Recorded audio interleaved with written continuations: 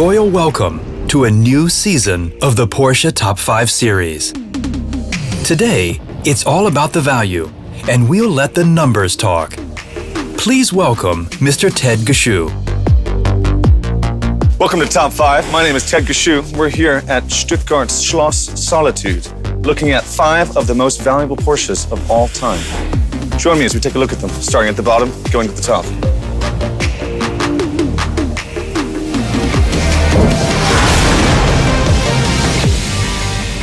The 1973 917 30. Developed for the Can-Am Racing Series, 1,200 horsepower, air-cooled, 12-cylinder. That's 100 brake horsepower per cylinder. Described most recently by Porsche factory driver Patrick Long as excellent. It is one of those things that is so brawny and so manly to drive because there is not a single piece of computer-aided technology to keep you on the track.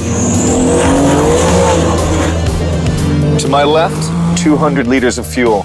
To my right, another 200 liters of fuel. That made this car a 1,200 horsepower, 0 to 60 in 2.1 second bomb that heroes like Mark Donohue strapped themselves to in period. It is truly one of the most exceptional racing cars ever developed by Porsche, and it most recently sold for $3 million US.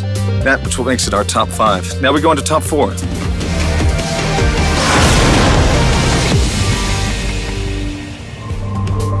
There's one car in our top 5 that doesn't have to rationalize its $5 million price tag. It's this, the 1956 Porsche 550A Spyder.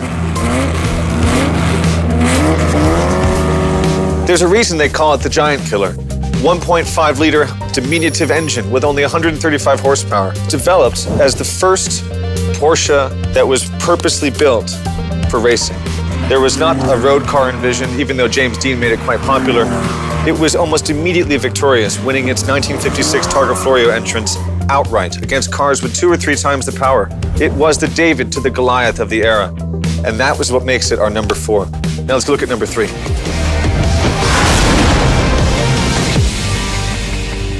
Year was 1997. The race was Le Mans. Porsche had been asked to create 20 homologation specials to compete in the FIA GT1 class, and this is the result of their efforts. Developed at Weissach, 600 horsepower, twin-turbo, water-cooled, 996-based engine. It's actually the same size engine as my car, but it puts out about 3 times the horsepower. It is, to me, the sexiest, coolest, most beautiful, elongated race car that you can legally drive on the road. And that is why the Strassen version is widely considered one of 20 to be not just the rarest, but one of the most desirable. And just recently, one sold at auction for $5.6 million US, a 1998 version.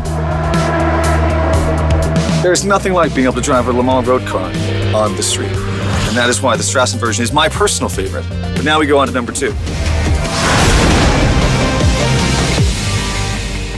In 1983, chassis number 003 of the 956 Group C racing car won overall at Le Mans. It was driven by guys like Derek Bell, Al Holbert, Jackie Ickx, legends of the racing world. And it was one of the most victorious racing cars, not just by Porsche, but by any company ever. It was one of the first race cars ever to use ground effect styling, which kept it sucked to the ground as it went around corners at great speed. It had this fire-breathing engine that when you downshifted, shot massive flames out. It's what made Group C racing a spectacle to watch and defined the 1980s era of racing driving. It's what makes it our number 2, which is why it's also worth about $10 million US. It's a spectacular car. Now let's look at number 1.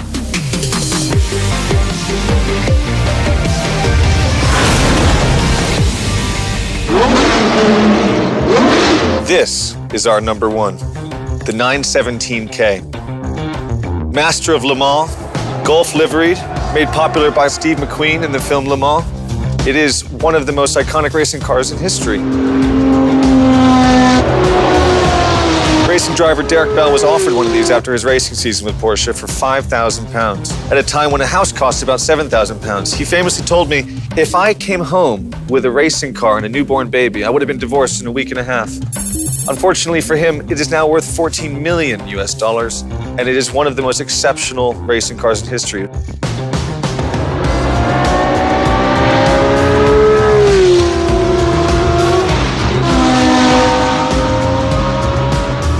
Porsche engineer Hans Metzger developed the company's first V12. Not a flat 12 as commonly misconstrued, which delivered unrivaled power, reliability, and just an insane amount of torque delivered to these massive wheels at 630 brake horsepower.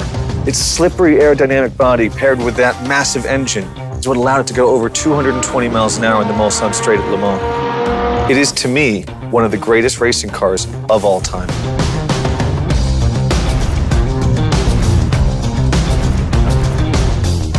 It's been a great pleasure sharing the world's 5 most valuable Porsches with you.